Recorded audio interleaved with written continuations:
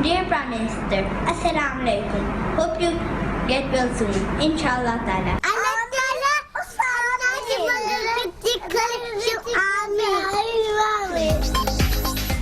वज़ीर आज़म की सेहतयाबी के लिए पूरी कौम ने हाथ बुलंद कर लिए। खैरियत से घर वापसी के लिए दुआएं, गिरजाघरों में भी तकरीबात।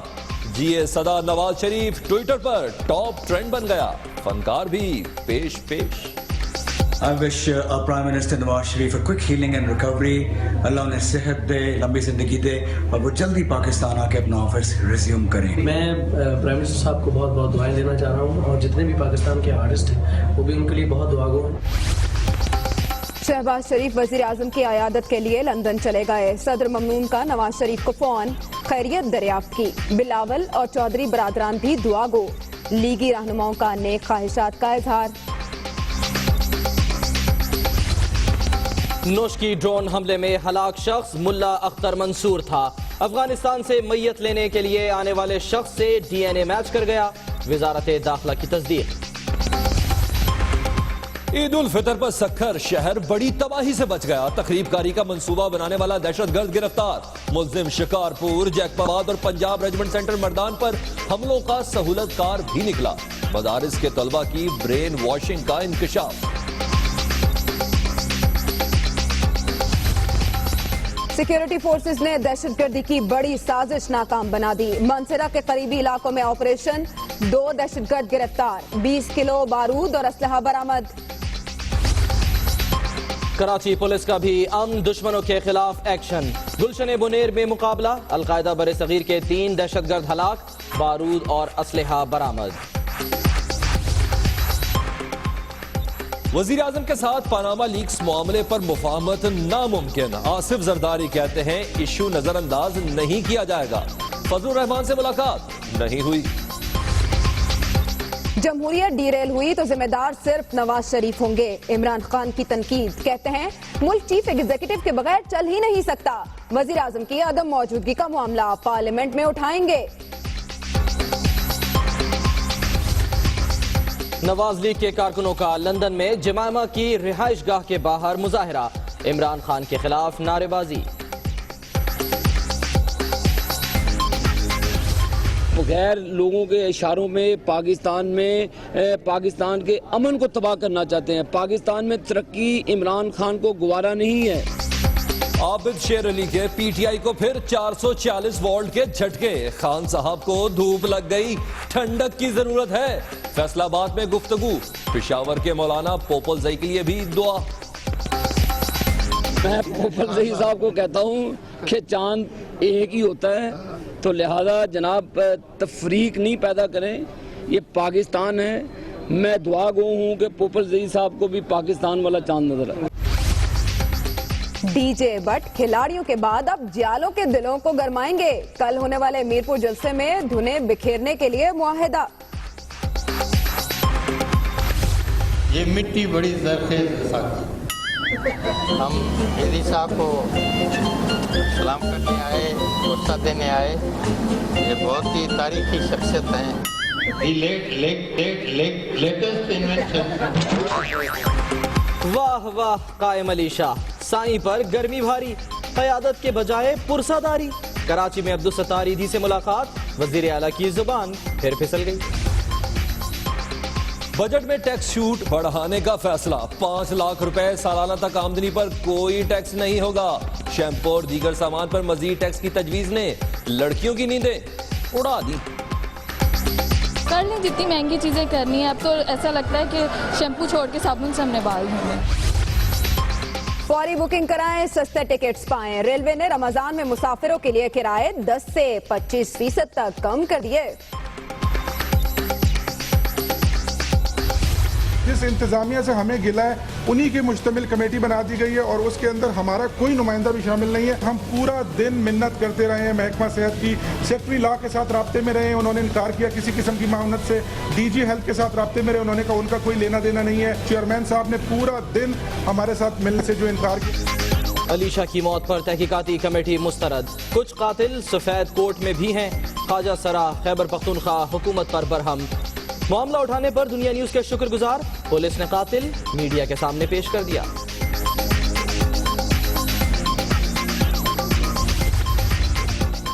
लाहौर के करीबी इलाके काहना में तेज रफ्तार कार की मोटरसाइकिलों को टक्कर, खातून समेत 2 अफराद जाँ बहक, 3 नौजवान गिरफ्तार।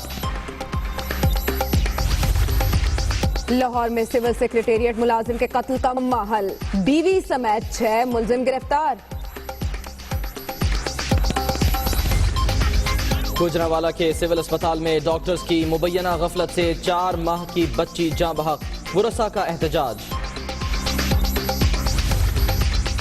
समुंदर किनारे शहर प्यासा, कराची के जिला गरबी में फिल्टर प्लांट और पंपिंग स्टेशन के लिए मख्त जमीन पर लैंड माफिया का कब्जा, 6 साल बाद भी डीमार्केशन ना होने पर तामीरात का आगाज। सखर में लोड शेडिंग के खिलाफ शहरियों का ट्रांसफार्मर से उल्टा लटक कर एहतजाज, बिजली की दुहाई।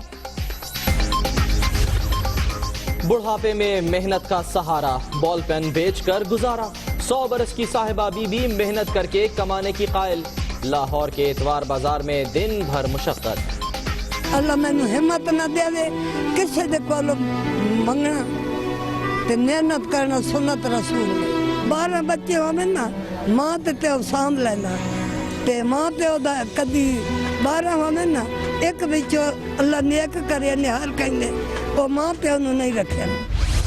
आज वीकेंड भी है, गर्मी भी बहुत सख्त है कराची का आजकल, तो बड़ा अच्छा, मुझे तो बड़ा अच्छा फील हो रहा है यहाँ पे। हवा बहुत प्यारी है, बहुत खूबसूरत, लहरों में आज देखे ना थोड़ी सी रवानी ज्यादा है। समंदर का किनारा गर्मी से बचने का वाहिद सहारा, कराची वालों की दिन भर सी व्यू पर तफरी, फैसलाबाद और लाहौर की नहरों में शहरियों की डुबकियां।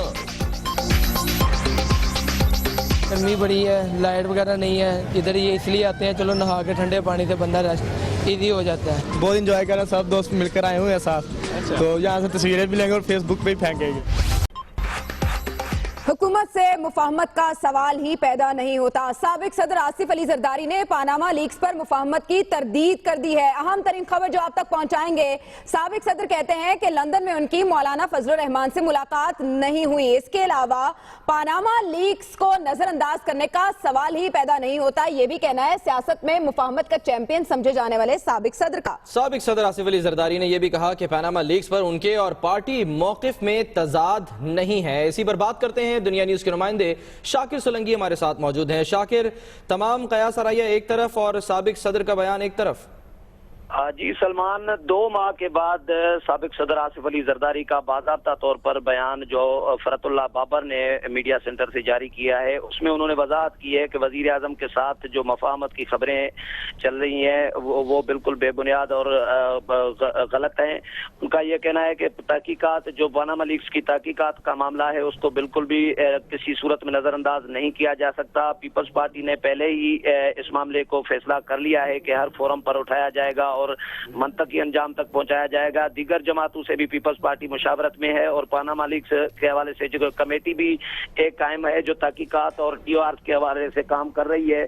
तो आसिफ अली जरदारी ने इसमें वजीर आजम के हवाले से किसी किस्म का इस्तीफे का मुतालबा नहीं किया, सिर्फ वजाहतें जारी की हैं कि किसी किस्म की अंडरस्टैंडिंग और मफाहमत वजीर आजम के साथ नहीं हुई और मौलाना फजलुर रहमान से भी मुलाकात। ठीक है, यानी इस्तीफे का मुतालबा नहीं किया, लेकिन साथ ही पानामा लीक्स के मामले पर कोई लचक न दिखाने की बात भी की है। शाकिर सोलंकी, आपका बहुत शुक्रिया। इसी मामले पर हम बात करते हैं, सीनियर तज्जियाकार editor strategic affairs doctor Mohit Pirzada साथ मौजूद हैं।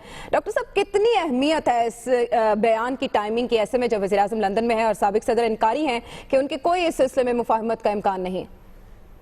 देखिए, अहमियत तो बहुत है, लेकिन इसको समझना पड़ेगा कि 2 इसके महरक़ात हैं। एक तो मसलसल चूंकि पाकिस्तान के मीडिया में और हमारे सियासी हलकों में मसलसल ये एनालिसिस किया जा रहा है कि बहरहाल आसिफ अली जरदारी साहब जो हैं वो नवाज शरीफ साहब के साथ मुफाहमत करेंगे और कोई हल निकालेंगे, और पीपल्स पार्टी साथ चली इसलिए रही है ताकि उसकी मजबूत हो जाए सिचुएशन और वो रियल अपोजिशन बन के सामने आए, और उसके बाद फिर वो कोई बेल आउट करेंगे क्योंकि वो नहीं चाहेंगे कि PMLN और नवाज शरीफ साहब की हुकूमत गिर जाए।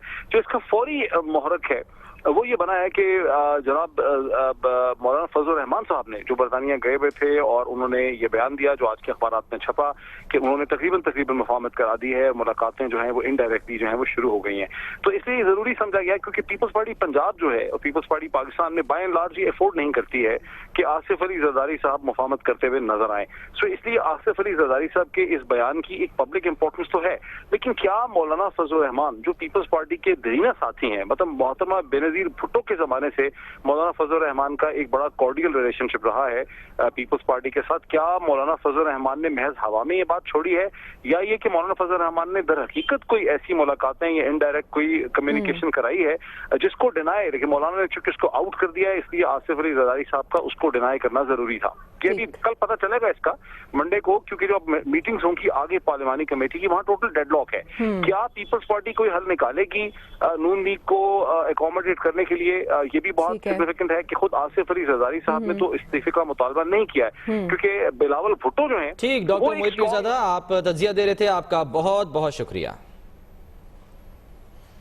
यहाँ आपको वज़ीर आज़म की नासाज तबीयत से मुतल्लिक आगाह करें तो वज़ीर आज़म की सेहतयाबी के लिए पूरा पाकिस्तान दुआगो है। खैरियत से घर वापसी के लिए दुआएं हो रही हैं, यहाँ तक कि गिरजाघरों में भी तकरीबात का इनेकाद किया गया है। सोशल मीडिया पर भी नेक तमन्नाओं का इजहार है। तो जिए सदा नवाज शरीफ ट्विटर पर इस वक्त टॉप ट्रेंड है। चाहे फनकार बरादरी हो, चाहे पार्लियामेंटेरियंस हो या आम पब्लिक, सब वज़ीर आज़म पाकिस्तान मियां मोहम्मद नवाज शरीफ की सेहतयाबी के लिए दुआ कर रहे हैं।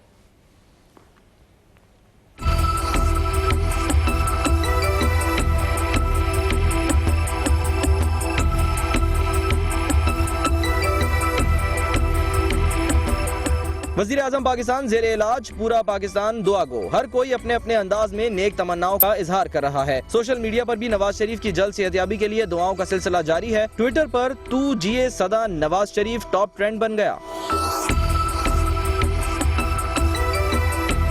दुआएं करते लोग वीडियोस भी शेयर करते रहे। Get well soon Mohammad Nawaz शरीफ।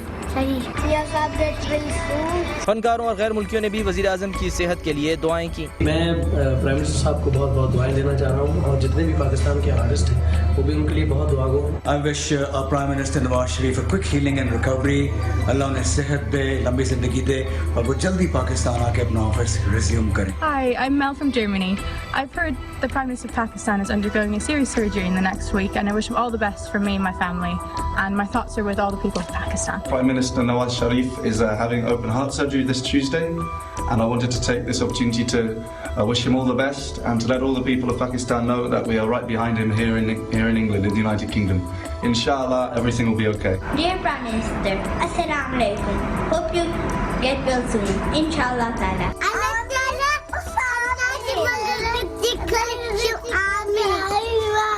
अल्लाह ताला आपको जल्द ही सेहत कामला अता फरमाए और आप पाकिस्तान में वापस लौटें। ट्विटर पैगाम में किसी ने वज़ीर आज़म पाकिस्तान को लंबी उम्र की दुआ दी, किसी ने दूसरों से दुआ की इल्तिजा की। नवाज शरीफ के एक चाहने वाले ने लिखा, दुआएं देता है वतन का हर गरीब, सबके दिलों की धड़कन नवाज शरीफ। एक दुआ आई, तू जिए जिए सदा इस वतन के लिए, इस चमन के लिए।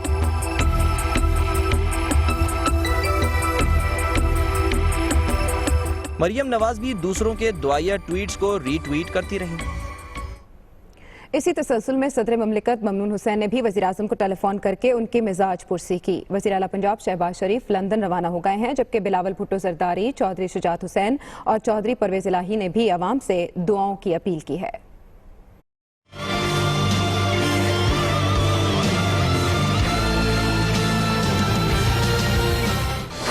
टेलीफोनिक राब्ते में सदर मुमलिकत ममनून हुसैन ने वज़ीर आज़म नवाज शरीफ की खैरियत दरियाफ्त की, जल्द सेहतयाबी के लिए दुआ भी की। नवाज शरीफ ने मिजाज पुरसी पर सदर मुमलिकत का शुक्रिया अदा किया। पीपल्स पार्टी के चेयरमैन बिलावल भुट्टो जरदारी ने कौम से दुआओं की अपील की। तहरीक इंसाफ के चेयरमैन इमरान खान ने भी नवाज शरीफ के कामयाब ऑपरेशन और जल्द सेहतयाबी की दुआ की।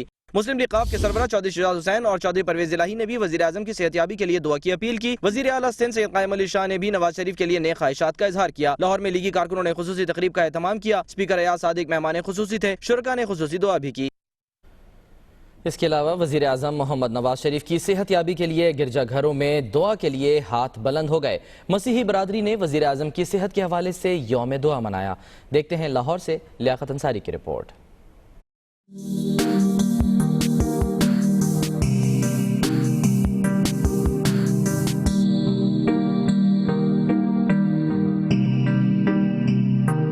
पाकिस्तानी मसीही बरादरी ने दुनिया भर में आज वज़ीर आज़म मियां मोहम्मद नवाज शरीफ की जल्द सेहतयाबी के लिए यौम दुआ मनाया। वज़ीर आज़म की जल्द सेहतयाबी के लिए संडे सर्विस में खुसूसी दुआएं की गयीं। खुदावंद हम तेरे हुजूर में वज़ीर आज़म पाकिस्तान मियां मोहम्मद नवाज शरीफ के लिए खास दुआ करते हैं। लाहौर के कैथीड्रल चर्च समेत शहर के दीगर बड़े चर्चों में भी दुआया तकरीबात में सैकड़ों अफराद ने शिरकत की। प्यार, मोहब्बत और अमन के गीत गाए और दुआ के लिए हाथ बुलंद किए।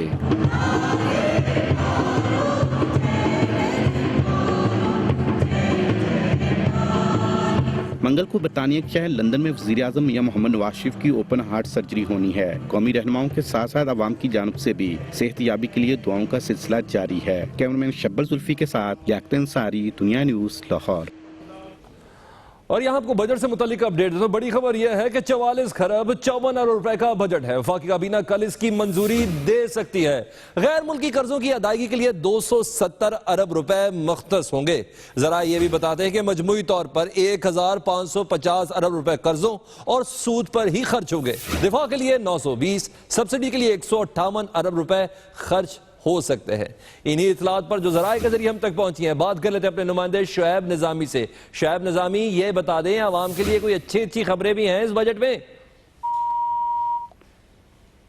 शुएब से हमारा राब्ता मुनक़ता हुआ है, लेकिन जराए जो इतलात दे रहे हैं वो आपसे एक बार फिर शेयर करते चलें। कुल 44 खरब 54 अरब रुपए का बजट है। वफाकी काबीना कल इसकी मंजूरी दे सकती है। गैर मुल्की कर्जों की अदायगी की मद में 270 अरब रुपए मख्तस किए जाएंगे। मजमूई तौर पर 1550 अरब रुपए कर्जों और सूद पर खर्च होंगे। दिफा के लिए कुल 920 अरब रुपए, जबकि सब्सिडी के लिए भी कुछ पैसे रखे गए हैं। 158 अरब रुपए सब्सिडी की मद में खर्च हो सकते हैं। जरा इन इतलात को कंफर्म कर रहे हैं। आने वाला बजट है जिससे मुतल्लिक इतलात जिस तरह हम तक मौसूल होती जा रही है, हम आपको आगाह करते जा रहे हैं। कुल 44 खरब 54 अरब रुपए का यह बजट है और यह कभी इम्कान है कि वफाकी काबीना कल इसकी मंजूरी दे सकती है।